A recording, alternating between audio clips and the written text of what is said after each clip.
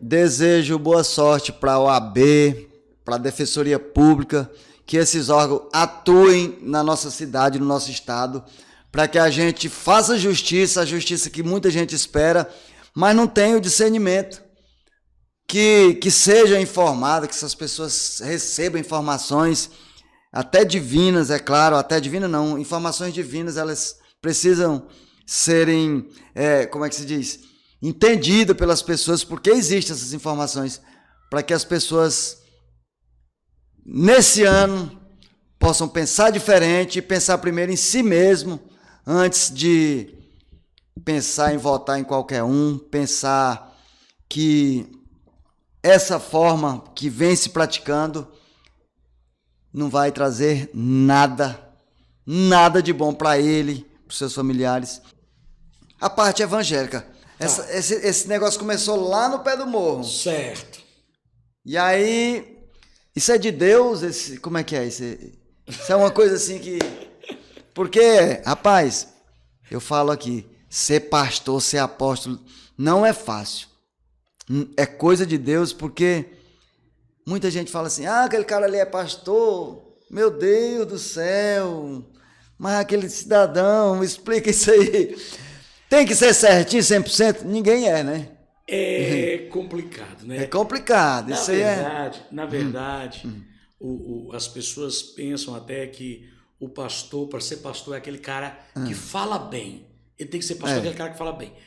Na verdade, se nós olharmos biblicamente, as qualidades do pastor que Paulo apresenta, o apóstolo Paulo apresenta na Bíblia, de 17 características, 16, 17, só uma é habilidade, apto a ensinar. Todas as outras é de ordem de caráter. Bom pai, marido de uma só mulher, hospitaleiro, não ganancioso, não iracundo. E aí vai descrevendo as qualidades morais do sacerdócio. Então, assim, todas as pessoas têm falha. Chega mais perto o microfone. Oi. Só para ficar melhor. Tá, não, okay. tá bom. Se quiser escorar o celular bem aqui na... Tá de boa? Tranquilo. Não, aqui, moção. Todas as pessoas... Pode escorar de boa. Todas as pessoas, né? Na verdade, quando a gente analisa as pessoas, sempre tem uma crítica. Sempre tem uma crítica. Mas o pastor, em regra, eu carreguei isso com lema para mim. Eu tinha que ser aprovado, uma das coisas... Primeiro, você tem que ser aprovado por Deus. E depois você precisa ser aprovado pela sua família. Hoje eu tenho um privilégio, é um privilégio, uma bênção que Deus me deu, Rádio. Hoje eu sou pastor do meu pai e da minha mãe. Como assim? Porque meu pai e minha mãe me criaram no evangelho, em uma determinada denominação. Tá, numa igreja, certo? Hoje, isso começou lá no pé do morro já? Isso, lá em Aragominas. Qual a idade mais ou menos assim? Isso aí foi em 80. Eu digo, você era jovem ainda? Eu, desde os 7 anos, eu estou na igreja. Na igreja? Né? Desde os 7 anos. É de uma família assim, religiosa. Isso, meu avô foi o primeiro a se converter. Nós viemos de uma família católica e convertemos ao protestantismo, né? Ao meio evangélico. Então, o que acontece?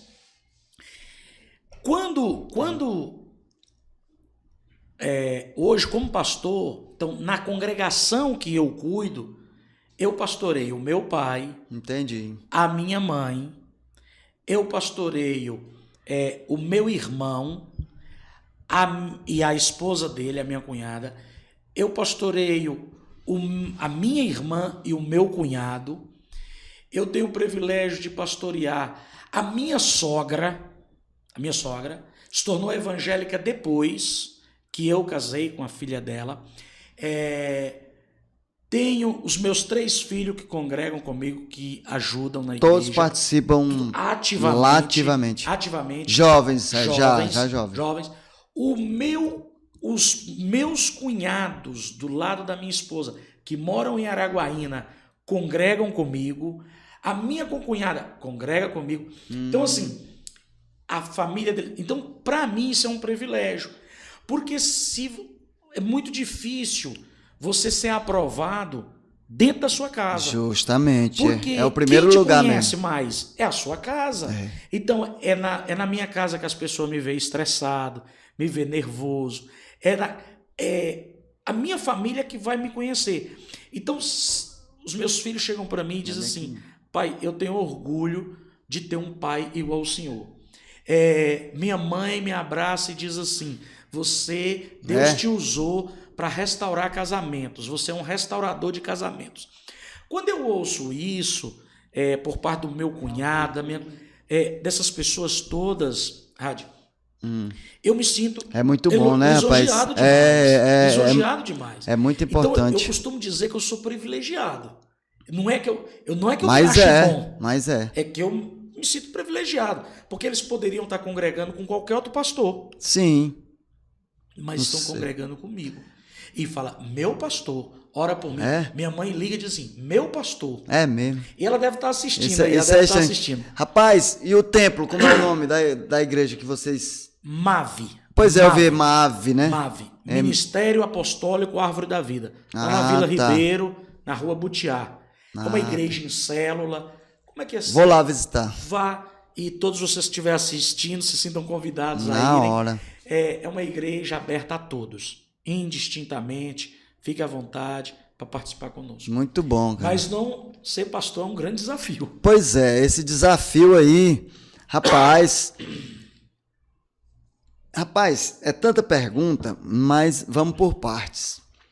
Que eu sei que é desafiador ser um pastor e existe muita cobrança, não existe? Demais. Muita cobrança. E aí a gente vê hoje o envolvimento dos maiores pastores do Brasil com, eu vou dizer a verdade, com esquemas, coisas muito fora da doutrina, do que é pregado pela Bíblia, do que existe na Bíblia. Isso fez com que muita gente se afastasse, né? Existe isso, não existe? Existe. Infelizmente existe. É ruim a gente ter que admitir isso, porque isso é vergonhoso. Porque né? É uma verdade. É vergonhoso. Mas, por exemplo, existem muitas pessoas. Agora, eu tento sempre dizer isso às pessoas e sei que cada um pensa de uma forma. Mas nós temos que analisar o seguinte. Não é baseado em condutas de uma ou duas pessoas que você deve deixar de participar de uma congregação. Sim. Porque sempre vai existir pessoas que... É igual nós falamos, em todo lugar tem a ovelha negra. Exatamente. E muitas vezes, Radi, não é nem que a pessoa fez algo errado, é que a pessoa não concorda com aquilo, não concorda com aquele posicionamento.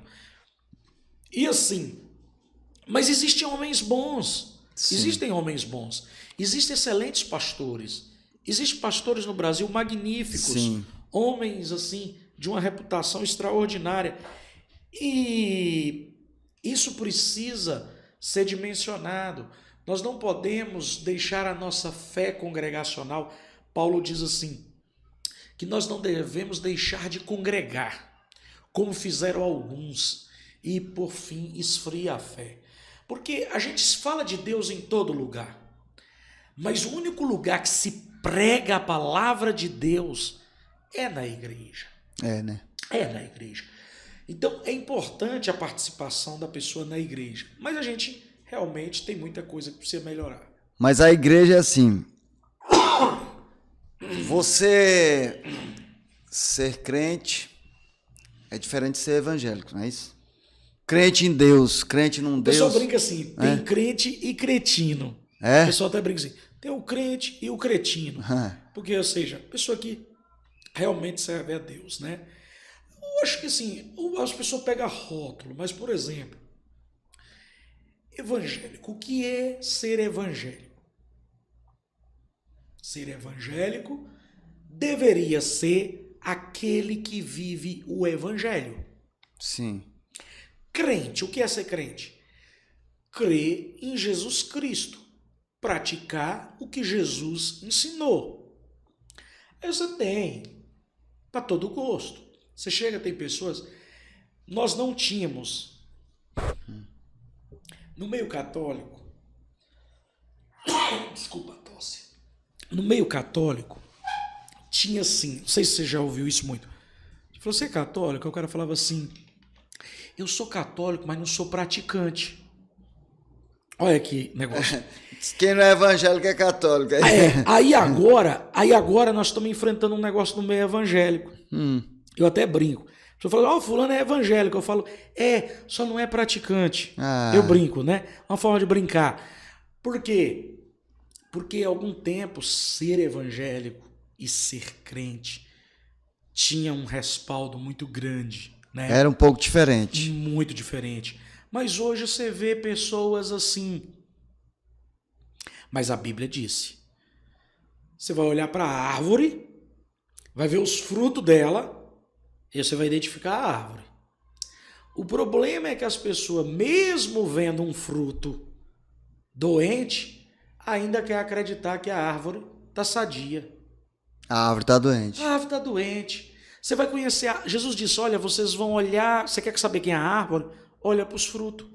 Então, se eu quero saber se uma pessoa não é, se eu olhar para os frutos dela, os frutos vão gritar. Porque entre o discurso meu... Interessante. Entre o meu discurso e o meu estilo de vida, tem um abismo.